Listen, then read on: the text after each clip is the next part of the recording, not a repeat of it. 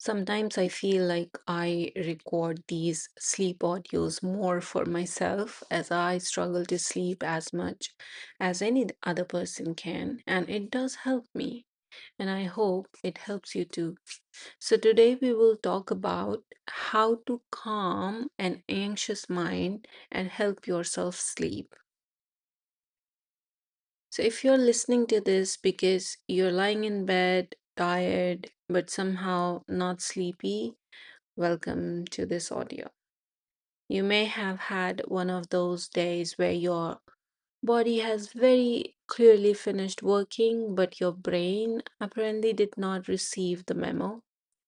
The lights are off, the room is quiet, you finally have absolutely nothing to do, and your brain says, perfect, now would be wonderful time to discuss your entire life.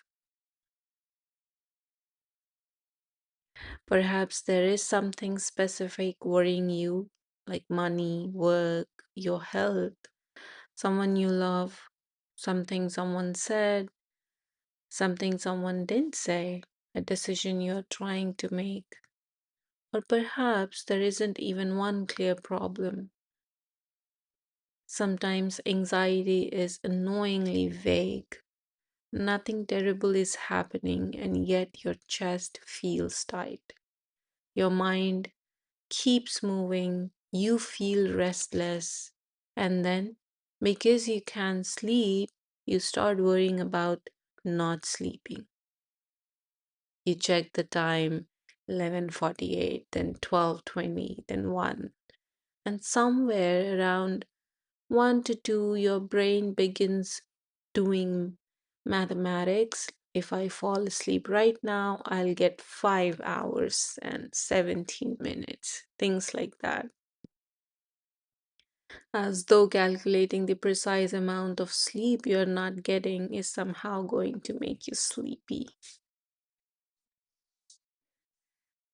Then comes more worry, like I'm going to be exhausted tomorrow.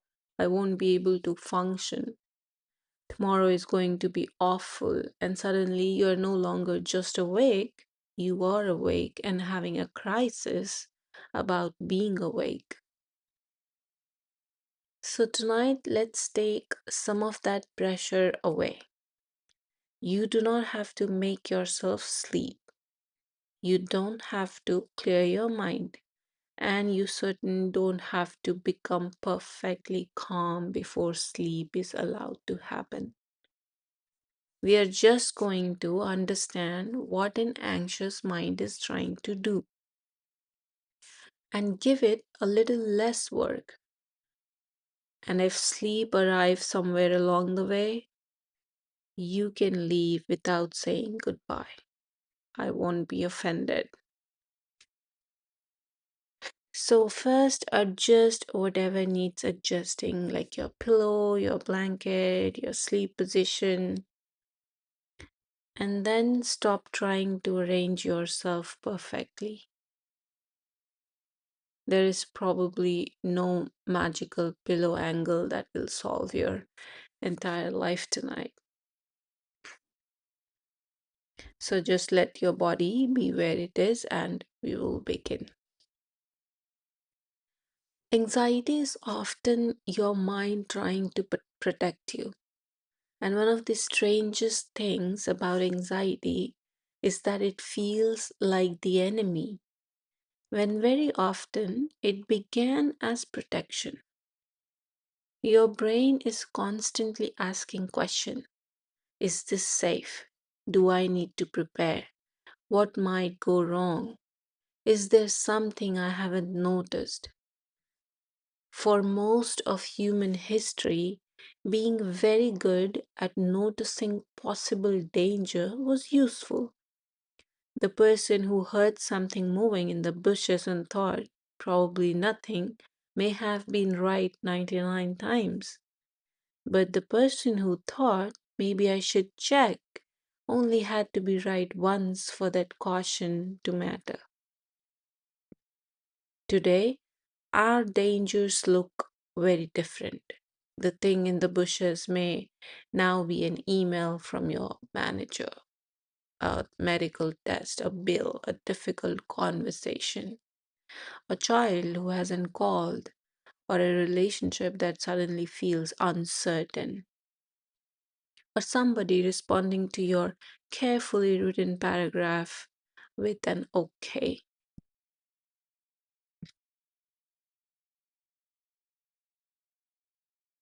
Your body can respond to social and imagined threats with many of the same alarm systems that help you respond to physical danger. The heart speeds up, muscle become tense, attention narrows, thoughts become faster, your brain starts looking for solutions, which is actually quite useful if there is something to solve. The problem comes when the situation cannot be solved right now at 1 in the morning. You cannot know what your boss will say tomorrow. You cannot control another person's feelings. And you cannot guarantee that a test will be fine.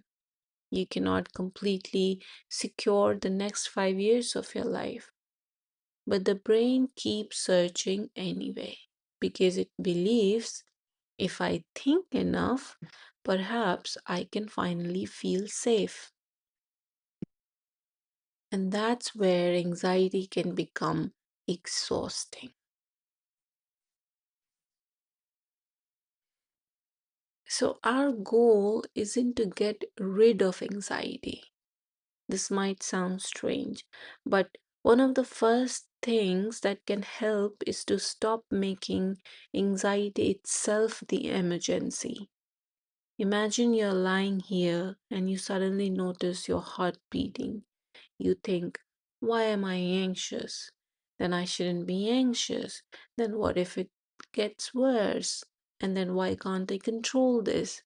Now we had one feeling and we have built four problems around it. So instead, try something much less dramatic. Oh, I am anxious. That's it. Not that I'm in danger, not that something is wrong with me, not that I need to fix this immediately. Just my body is feeling anxious right now. You can even make it slightly boring.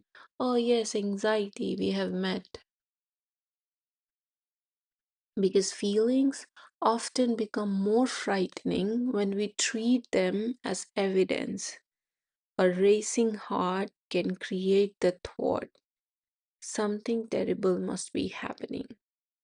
But sometimes what is happening is simply your heart is racing. A worried thought can feel like a prediction. But what if something goes wrong? Isn't the same sentence as something is going to go wrong. One is a possibility, the other is a fact. And anxiety is very talented at dressing possibilities up as facts. So try separating the fact from the story. Let's say you send someone a message this afternoon. They haven't replied. The fact is, they haven't replied. The story might be they are upset with me, they have lost interest, I said something wrong, they are avoiding me, this relationship is finished. And if we allow anxiety another 20 minutes, possibly there would be more stories to build on. So we travel surprisingly far from one unread message. So ask yourself, what do I actually know?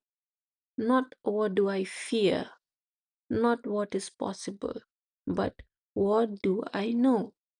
Maybe the answer is they haven't responded for 4 hours. That's all. Then ask, is there anything useful I can do tonight? If yes, do the small thing. If no, then this problem has reached its closing time. You are not denying it. You're not pretending it doesn't matter. You're saying, I don't currently have enough information to solve this. And that's a very different thing.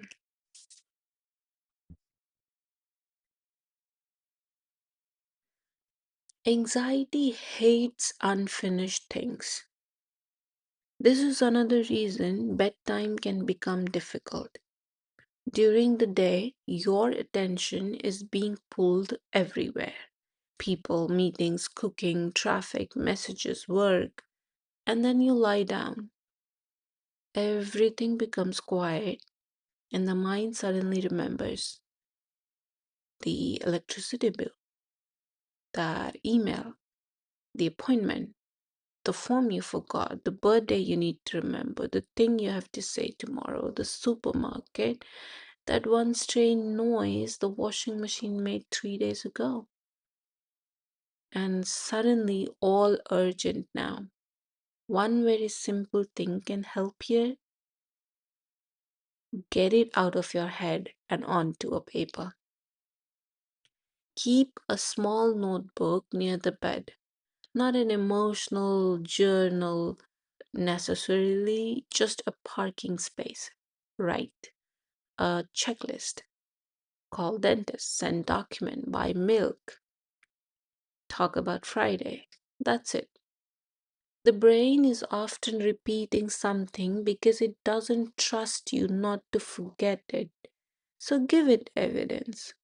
I have written it down. And now you do not have to keep tomorrow alive in your working memory all night. And please don't turn the notebook into another project. No color coding, no productivity system, no 12 categories, or we are trying to sleep. So, not launch a startup at this point. So, just one piece of paper, tomorrow's problem written down, done. That's all.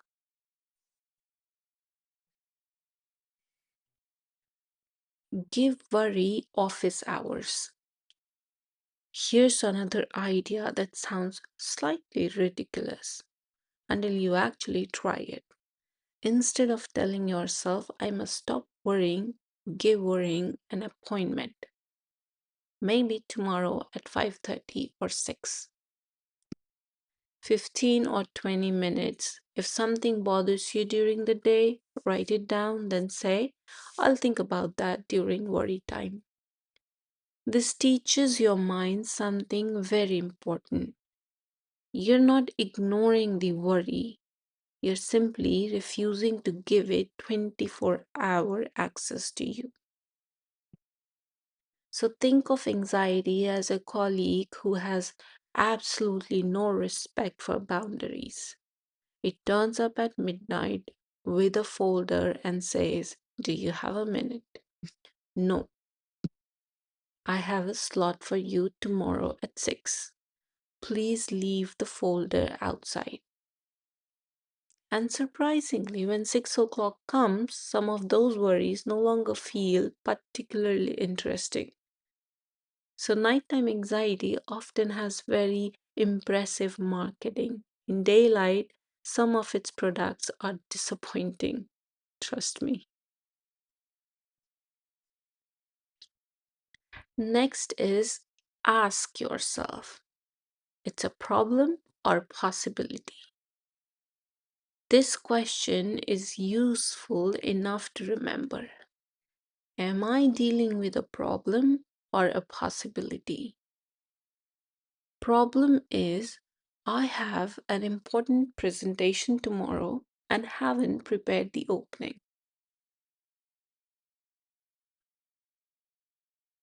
There is an action. Prepare the opening. Possibility. What if everyone thinks I am incompetent? No action can guarantee that nobody will ever think badly of you. You could spend 6 hours preparing and anxiety could still produce, but what if? Because possibilities have no natural end point. There's always another one. So if it is a problem, take one useful action. If it's a possibility, practice allowing some uncertainty. You don't need to say everything will definitely be fine. Sometimes your brain doesn't believe that anyway. So try. I don't know exactly what will happen, and I can deal with the next thing when it happens. That is much more believable. And the next is you don't need to solve tomorrow tonight. There is something about night that makes every problem feel as though it needs a final answer. Should I leave this job? Should I stay in this relationship? Should I move? What if I made the wrong choice? What am I doing with my life? Excellent questions. These are the exact questions that also bother me. But terrible timing. Your exhausted brain at 1:13 a.m. does not need to be appointed chief executive of your future. Tomorrow's brain deserves a seat at the meeting too. So make a rule. Big decisions don't get made in bed. If the question matters, schedule time for it. Tomorrow with paper in daylight, perhaps after breakfast.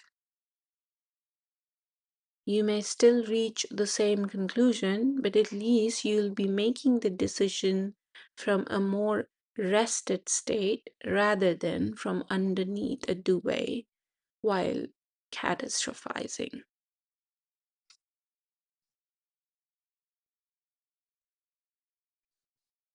Now, let's move and help the body a little.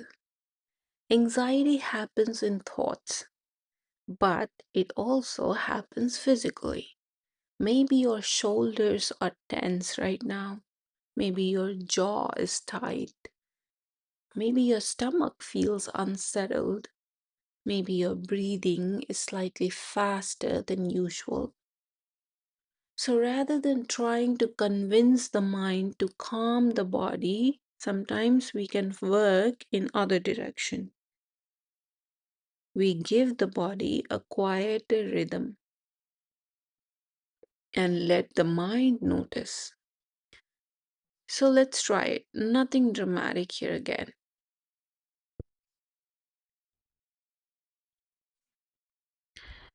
Please don't take an enormous breath. Sometimes, when people are told to breathe deeply, they inhale as if preparing to inflate a swimming pool. So, just a comfortable breathe in and let the breathe out slightly more slowly. Like you breathe in and a little easier on the way out.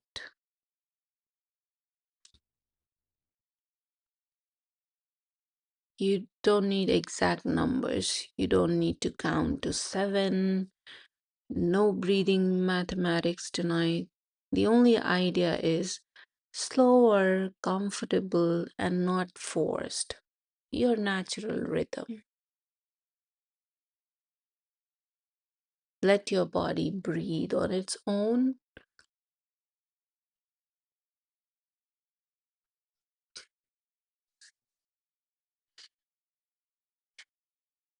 And once you're done, your body doesn't need to be perfectly relaxed. Now notice your forehead. You don't need to command it to relax.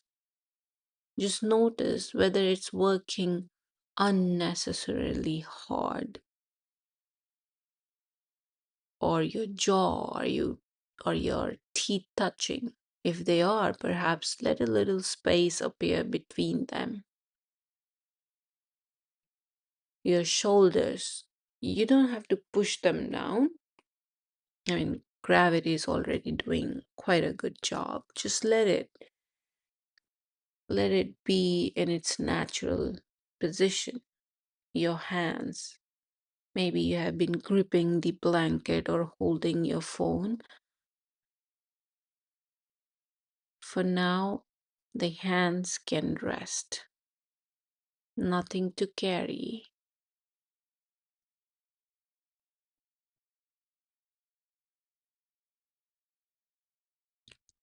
Just reduce the effort by 5%, maybe. That's enough. Sometimes trying desperately to relax is just anxiety wearing yoga clothes.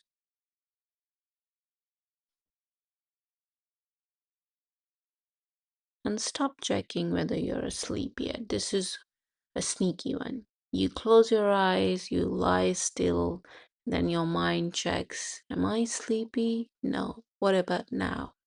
Still no. How long has it been? Maybe 20 minutes? Why am I still awake? Imagine trying to fall in love while checking every 30 seconds. Has it happened yet? Some things were badly under observation, and sleep is definitely one of them. Sleep isn't an action you perform, it's you create conditions and then it happens. So instead of I need to sleep, try I only need to rest. And that's a much easier job. You can lie here without sleeping and still allow your muscles to rest, your eyes to rest, your attention to soften, and very often taking away the demand for sleep removes part of the struggle that was keeping you awake.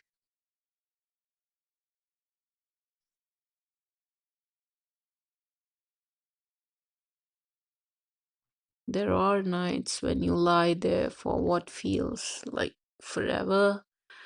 Turn over, turn back, fix your pillow, check clock, become annoyed.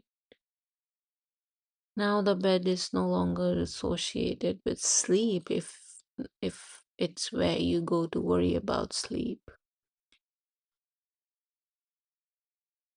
If that happens, you're clearly awake and becoming frustrated. You don't have to remain there fighting.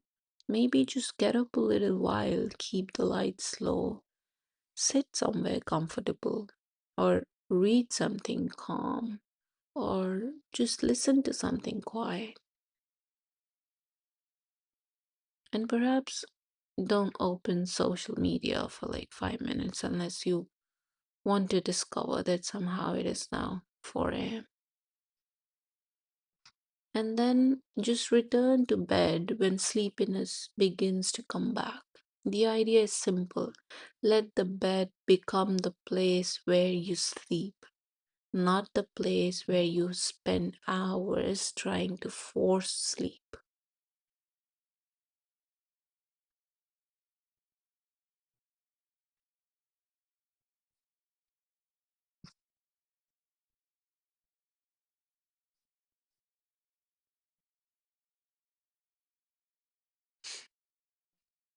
And sometimes anxiety during the day matters too. We often try to fix nighttime anxiety only at night. But nighttime is often just when the unpaid bills of the day arrive.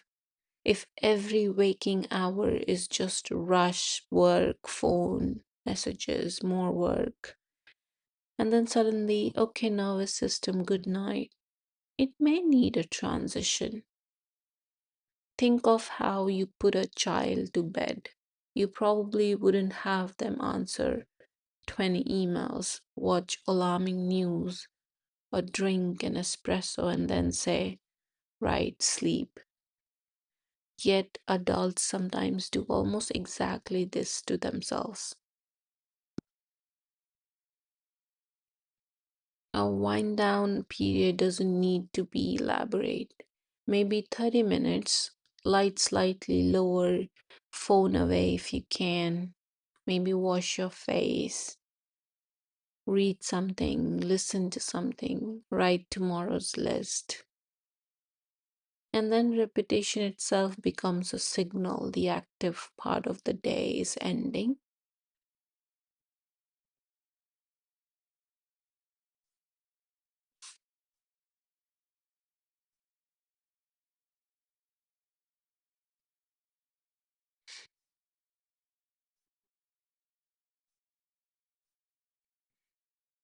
And try talking to yourself like someone you actually like.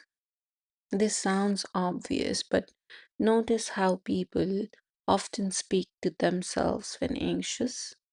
Why am I like this? This is ridiculous. I need to get a grip.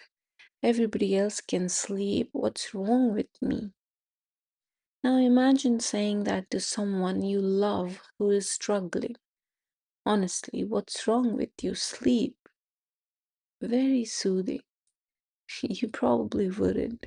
You might say, you're having a difficult night, you're tired, your mind is busy, you don't need to fix everything now.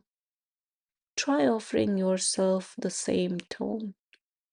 Not because nice words magically remove anxiety, but because attacking yourself adds another layer of threat. The mind is already alarmed. It doesn't need an internal bully arriving to improve productivity, right? So, a very useful sentence is this feeling can be here. Sometimes anxiety doesn't go away after breathing or writing or understanding it. And this is where another skill matters. You can allow a feeling to be present without making your whole evening about removing it. So just try saying, I don't particularly like this feeling, but it can be here for a while. That's different from I need this gone. Maybe like there is tightness in your chest. Okay, there is tightness. Maybe your stomach feels uneasy. Okay, uneasiness is here. Maybe thoughts are moving. They can move. You do not have to chase every one of them. A thought can enter the room and leave without a conversation. You may notice something interesting once you are no longer constantly checking whether anxiety has gone. Sometimes it begins to lose some of its importance. So just think of anxiety like an overprotective smoke alarm. Imagine a smoke alarm that has become very sensitive. It goes off when the house is burning, useful, but it also goes off when you make toast, annoying. You don't solve that by setting fire to the smoke alarm, and you don't necessarily conclude the house must be burning because the alarm is making noise. You check, toast, okay, the alarm is loud, but I am safe. Anxiety can sometimes behave similarly. Your internal alarm is real, the feeling is real, but the feeling itself does not prove the danger is real. You can say, my alarm system is active. Then look at the evidence around you. I am in my room, I'm in my bed, nothing needs immediate action, the alarm can settle in its own time. So for tonight, let's put things away. Imagine there is a small table somewhere outside your bedroom door. You don't have to picture it perfectly, just somewhere to place things. Put tomorrow's work there. You don't need to carry it into bed. Put the conversation you're worried about there. You can pick it up tomorrow. Place it there. The decisions you haven't made there too. The things you wish you had done differently today. That can stay as well. You're not throwing anything away. You aren't avoiding a